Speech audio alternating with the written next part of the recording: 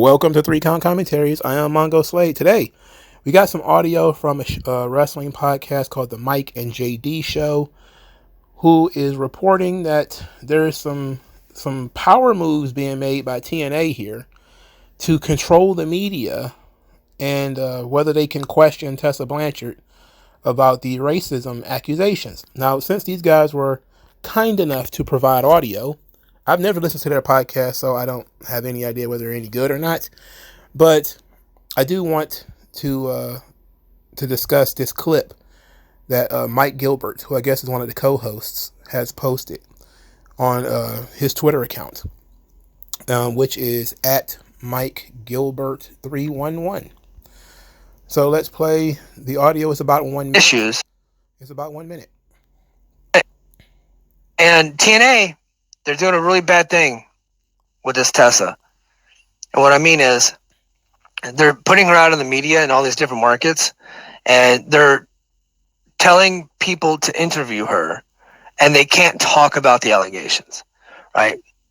And they're dangling other TNA wrestlers in front of them, saying, if you interview Tessa and you don't talk about the issues, you can interview Joe Hendry, you can interview XYZ also. But if you refuse to interview Tessa, we're not going to let you interview anybody. So that's what they're doing. They're playing this game with the media. And a lot of people, 2 people I know specifically, have said, fuck you. Like, I'm not going to be dictated to what questions I can and can't ask Tessa. So if I can't ask her hard questions, I'm not going to interview her at all. And I don't want to interview anybody else. Because TNA is not in the power position. They're trying to be. And maybe they are with some people, but not with these people that I know. All right. So, good clip. And let's talk about the idea that TNA can control interviews like this. They have absolutely every right to. I know that doesn't sound very media friendly, but if you dealing in Hollywood and in politics and all this stuff, all these interviews are curated. Every single one of them. When you see some celebrity and they go on Stephen Colbert, there's already some implicit agreement that certain hard questions will not be asked. It's going to stick to the subject at hand, maybe do a couple of jokes, but then you start talking about the current project, the current movie that they're trying to sell. That's pretty much it. You know, the idea of you digging for dirt, you know, thinking that you're some kind of Upton Sinclair, you're about to try to figure this all out. No, you're wrestling media. They're not going to let you do all that. They want Tessa to go out there and promote the shows. And them dangling other people behind them, it's basically trying to create access media. That's not in any way out of the ordinary. Most media is access media. Meaning that if you make a habit of being difficult to interview, people will avoid you. You know, if you insist on, I'm going to ask the tough questions, like you're fucking Walter Cronkite, then yeah, people are going to avoid you and not want to do interviews with you. The only time people do tough interviews is when they've already been prepared and they know what the questions are going to be. And Tessa, you know, has spoken about this subject quite often. Again, she was accused of this stuff 5 or 6 years ago. And since that time, she has been interviewed about it several times. And I don't think that there's any more information that can be gleaned from interviewing Tessa Blanchard. Now, look, also you have to realize too, and I know that people don't care about this, she was in a difficult time, you know, because her career was pretty much lampooned due to this, and she did it to herself, if we're being honest. But she talked about how, you know, this made her life and career very difficult. So she still has denied that she was a racist. I don't think that just because you're accused of racism or you are being called out on racism, that you have to, you know, go on some kind of cross-country apology tour to every single black person that could possibly come in contact with you and, you know, come to some kind of make amends. I just don't see it. That's not realistic. I think, and no one website is going to be able to ask the definitive questions to Tessa Blanchard about racism and the racism accusations that's going to clear her name, and then she won't have to talk about it anymore. Do you feel what I'm saying? Like, if she starts answering these questions, she's going to get asked the same questions over and over and over. And this is on top of all the times she's been asked about it previous to this. So it might be at Tessa's request that TNA is doing this, or it might just be for their own public relations, but they want access media. Everybody does. Nobody wants to be asked hard questions. Nobody wants to be asked difficult questions. Now, usually, when the media are asking quote-unquote difficult questions, they're asking other people about other people's business, and I don't like that. Like, you want to ask Seth Rollins or Cody Rhodes or CM Punk about Vince McMahon, that to me is distasteful. You want to ask Vince McMahon about Vince McMahon, then absolutely.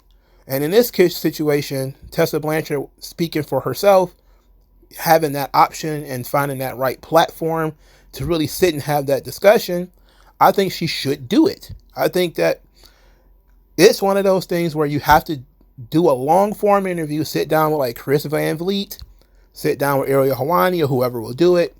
She sits down and discusses this thing one fucking time, and that's it. Like, just go ahead, talk about it, get it out of your system. I 100% think that both sides are right. TNA has the right to want to create access media, don't want unnecessary negative PR, and the wrestling sites who agree and say, okay, we'll just do PR for TNA because I want to talk to Joe Hendry, I want to talk to the Hardy Boys, I want to talk to Rosemary or whatever. That's fine. That's the business arrangement that those two parties will have. Nobody's hurt by that, right? Nobody's hurt. Nobody's life is going to be ruined because you don't get to talk to Tessa Blanchard about racism. But I do think it does need to be addressed.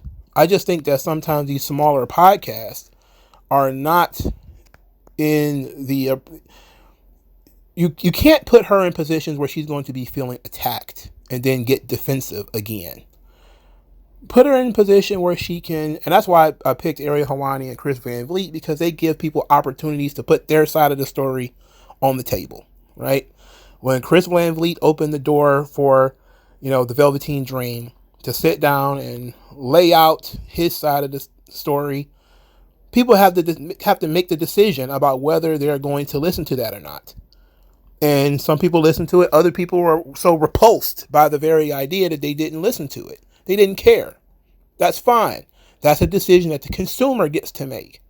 What I don't want is the person who is not even a real, not a real journalist, because let's be honest, most of these wrestling media types are not real journalists, asking these questions over and over and over again, trying to drill this girl about this thing, instead of, we've heard the allegations, we know what they are.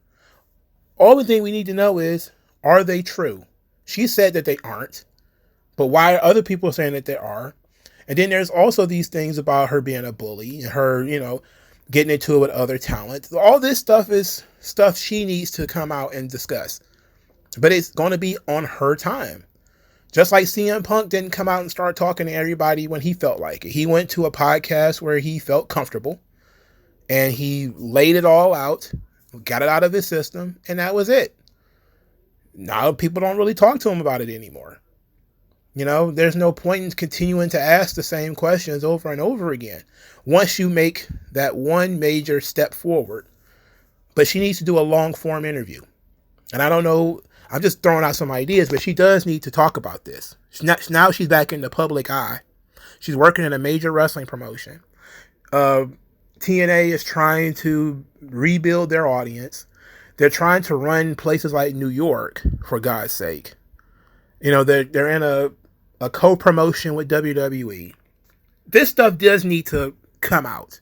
It does need to be, especially since there are some black talent going to TNA. Most recently, Obafemi showed up on TNA.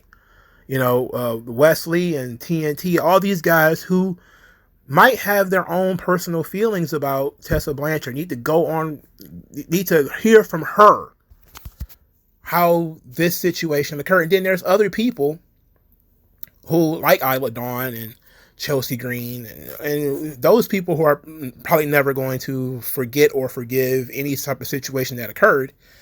But let's hear from her side what happened in these situations with these girls and this kind of stuff, right? She needs the opportunity to go out there and lay it on the table without somebody feeling like this is an episode of Law and Order SVU, and they want to pound the table and virtue signal about how she's a bad person. When people have very public foibles like this, whether these things are exaggerated or properly put in context, it's best to just let them, they have to address it. You can't not address it. But just go out there. And I think it should have happened the moment she signed. They should have sat down with somebody and said, this is what we're going to do.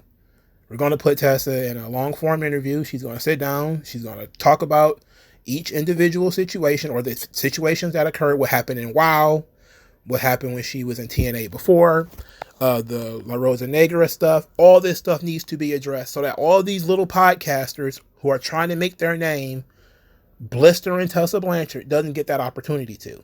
But she gets an opportunity to go out there and say, this is what happened from my perspective. And if these people are still upset years later, so what? And on my tip, I've heard plenty of wrestlers get into it with other wrestlers.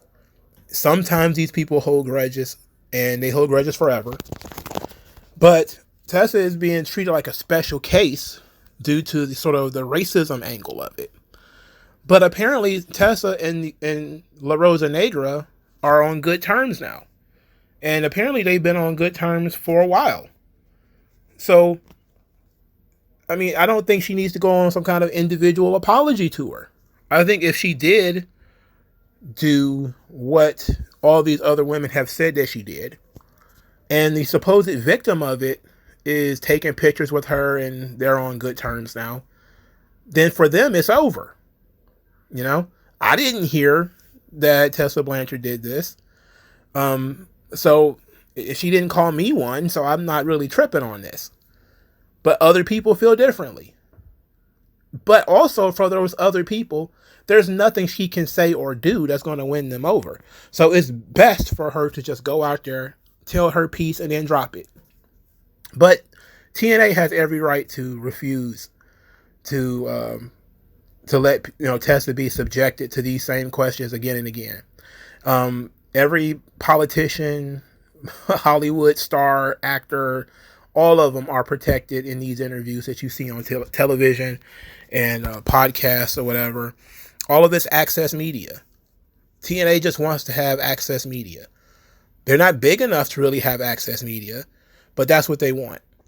The issue with Tessa partly is because she has not addressed it on a big outlet yet and been asked very pointed questions and been allowed to elaborate. It's just a lot that people have a problem with. And there's going to be certain people she's not going to be able to win over, and that's just fine. But she has to make what she does on television palatable for enough people and go on TV, show some contrition, discuss what happened, talk about your personal growth or whatever, even if it's fake, and get this stuff out there and get it over with. Because every time Tessa Blanchard does anything on TNA television, it's being clipped and posted online. There's fans chanting, "Tessa, we love you" at the shows.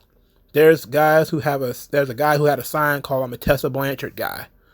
And then 2 minutes later, they're chanting she's a racist. This stuff is just going to go on forever. There's just no way around this. Okay? But you can mitigate some of it by having a real conversation about the entirety of the subject, not just the racism allegations, but the allegations of her being just a general bitch. And hey, she might even want to cop to some of it and say, well, yeah, I am a bitch. So what? I got into it with some other wrestlers. You think that every locker room is filled with everybody who are friends and go to each other's baby showers? No. People get into it in the locker room. It's not that out of the ordinary. But for a lot of these people who have never played sports, they don't have real friends, which means they don't have arguments with people. This stuff is out of the ordinary. You're like, oh my God, she's terrible. Terrible Tessa. Okay. But I don't see a problem with TNA not wanting to serve Tessa on a plate to certain media outlets. And I don't see anything wrong with the media outlets deciding that they're not going to do the interviews because they don't want TNA controlling the questions. I'm okay with that too. That's why Kamala Harris didn't go on Joe Rogan. You know what I'm saying? Like, if you can't control the environment, some people don't want to even be involved. That's how it is. There's nothing wrong with that. But let me know what you guys think, and I'll talk to you guys later.